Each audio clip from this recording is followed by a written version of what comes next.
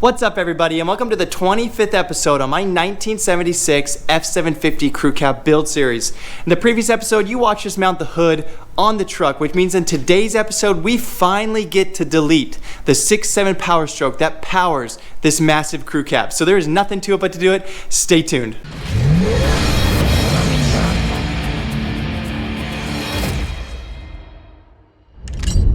My EGR delete kit has finally been delivered, which means we can delete my 6.7 power stroke. Now, I know I'm gonna get a lot of comments and a lot of flack saying, just because you do an EGR delete kit doesn't mean your truck is actually deleted. I agree with that, but we have gotten rid of the DPF exhaust, we have gotten rid of the DEF tank, and the EGR is just the next step in this process for us. At the end of the day, the truck is gonna be fully deleted with custom tunes, and it's gonna be running as smooth and as clean as we can possibly get it. But for now, and where we have the engine bay already torn apart, we wanna do an EGR delete kit. It's gonna be done at the end of the day, and since the engine is already torn apart, might as well do it right now. Another thing I wanted to point out is this is not going to be a step-by-step how to delete your 6.7 power stroke.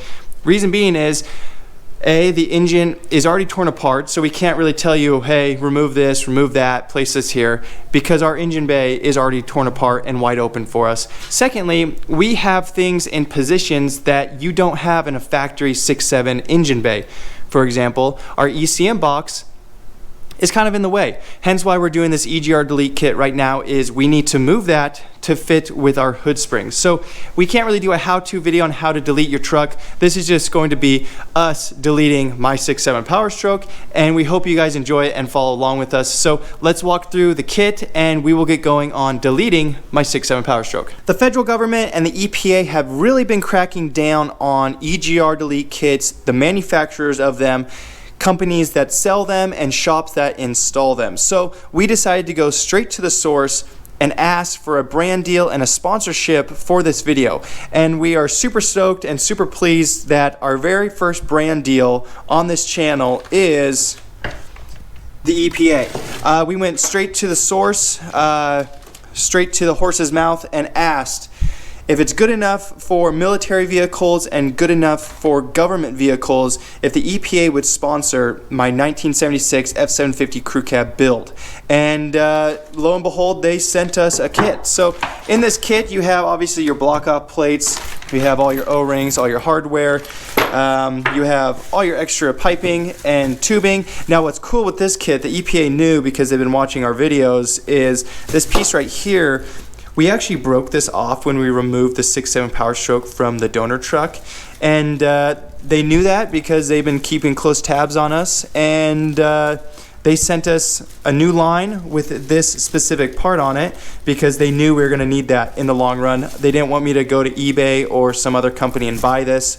They just said, hey, you know what, Joe, we're going to hook you up with this because we know you need this. Really quickly, I wanted to give you guys a short little rundown on the engine bay and what exactly we're doing to it and just why this isn't a how-to video. So to begin with, the reason why this isn't a how-to video is our engine bay has already been revamped and revived, and it will not look like your engine bay on your truck. So it's hard to do a step-by-step how-to video when what you're seeing on my 6.7 power stroke does not reflect what you're seeing on your 6.7 power stroke. So that's reason number one. Reason number two is our ECM box that was relocated from here, which would be in your factory truck, to here. It now needs to be relocated somewhere right here. It fits with everything except for the hood spring, so closing it was a pain in the butt, so we have to move it. Our only other option is right here, which means our EGR needs to be removed. So we were always going to tune and delete this truck. The EGR is part of that deleting, but we needed to do it sooner than later just to make the room that we need for our ECM box. And we figured since the engine bay is already somewhat torn apart, and we have quick and easy access to the EGR, might as well remove it right now. Secondly, I wanted to tell you guys kind of a quick little rundown, and I'm no expert, but I want to give you guys the quick and dirty as to why you delete your truck and get rid of these excess parts. Essentially, your truck runs way cleaner and more efficiently without these added regulatory parts that are on your 6.7 power stroke. Essentially, what it does is it takes the exhaust from your vehicle, recirculates it to burn it off, and that way there's less emissions in the atmosphere, supposedly. What that does is, essentially when it recirculates, you get this big thick buildup of grime in all of your inlets, your outlets, and all your pores of your engine. So that's just a little bit of me rubbing off on it. See all that added up flack and crap? Essentially what happens is you get such a big buildup that your airflow is little to nothing, and it can cause damage. It can flake off, and you don't want any of that added crap in your engine.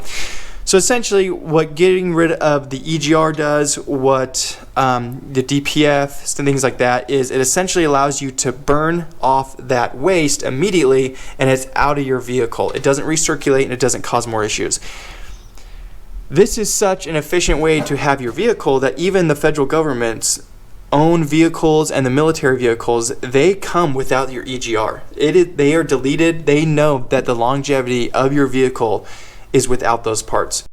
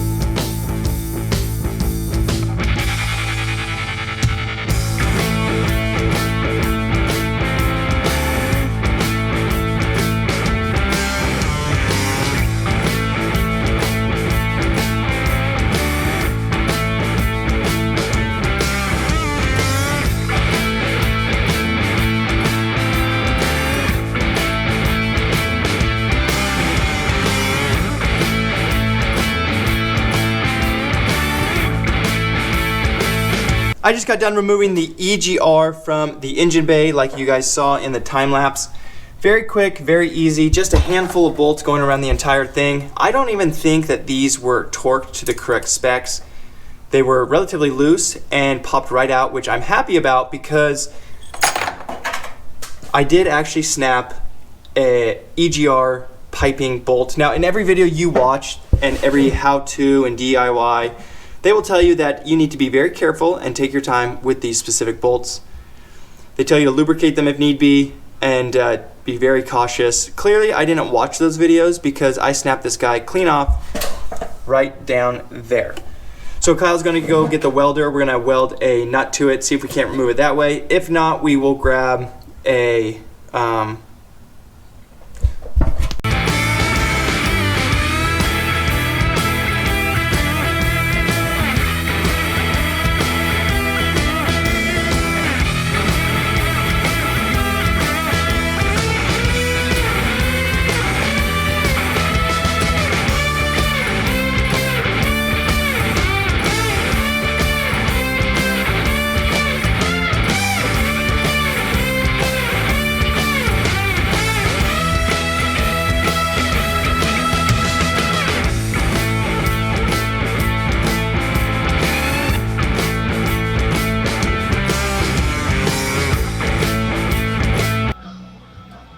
ta-da! It's kind of nice to have a friend that'll...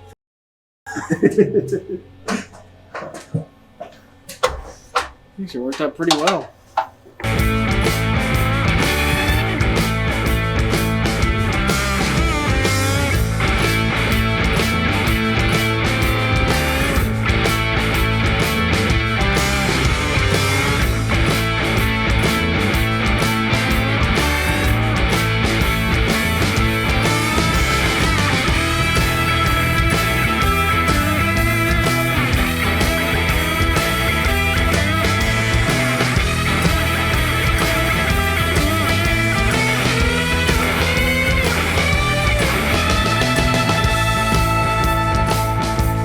Kyle's just casually scaring the crap out of me. I'm over here working on this and doing an update video, and he's throwing stuff up on the hood. I thought there was bugs landing on the light and starting on fire and popping, but That's what it sounded like. yeah.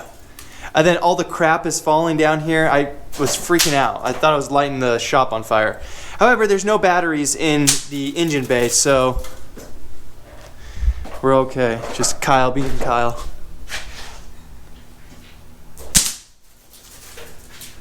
Just getting shit in the We're gonna be like, why is this engine bay so dirty? Kyle just got this bolt removed for me. Rookie mistake, but he got it out relatively easy with no hiccups. So with these gone, or this out of the way now, I'm gonna come in here and I'm going to clean up all the surfaces, make sure there's no imperfections or things kind of setting on it to prevent a clean and flush mount. So I need to clean it up around here, down there, and then right here as well. That you're gonna clean up the gasket surfaces. I'm gonna clean up the gasket surfaces. Well, I have to make sure Sealing because surface. Kyle's been throwing freaking pop. What are those things called? They're not pop rocks.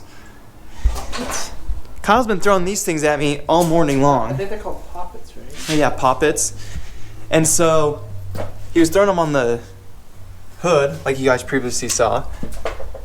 So I need to make sure there's no little tiny pebbles or rocks on anything. And he also welded right here, so I need to make sure that's all nice and smooth. But The intake's coming back off anyway. yeah, that's true. That's getting washed and cleaned out from all the soot. So Yeah, we're gonna put it in a parts washer and get all this stuff cleaned up before we even drive this thing. But for today's sake and getting the EGR delete fully installed, I'm just gonna clean the surfaces up really quickly and get that kit mounted.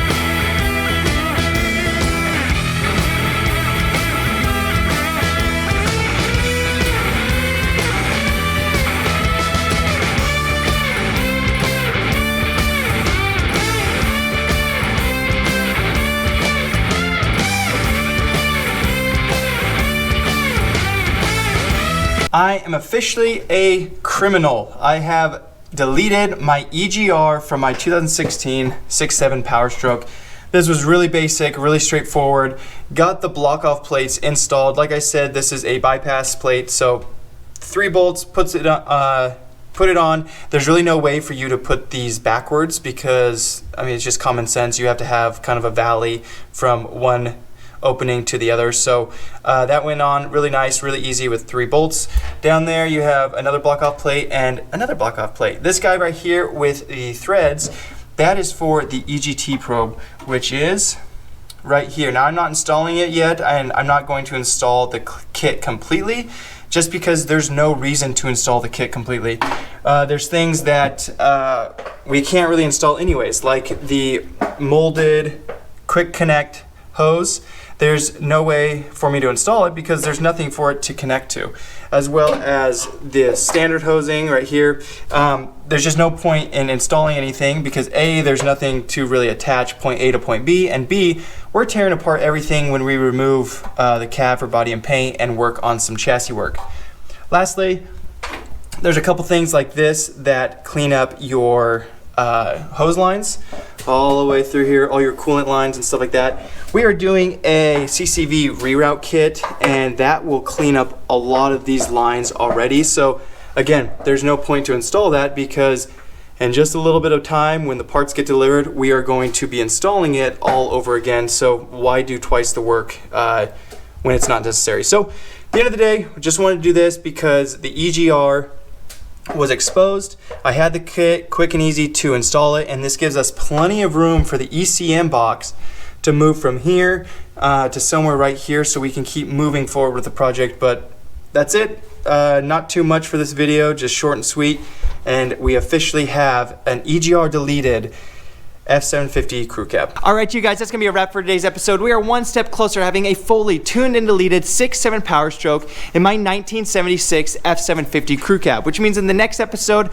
we can tie up some loose ends and finish some random projects that need to get done before we tear the truck apart for body and paint. So we really appreciate you guys watching. We hope you guys liked the video, and we'll see you on the next one.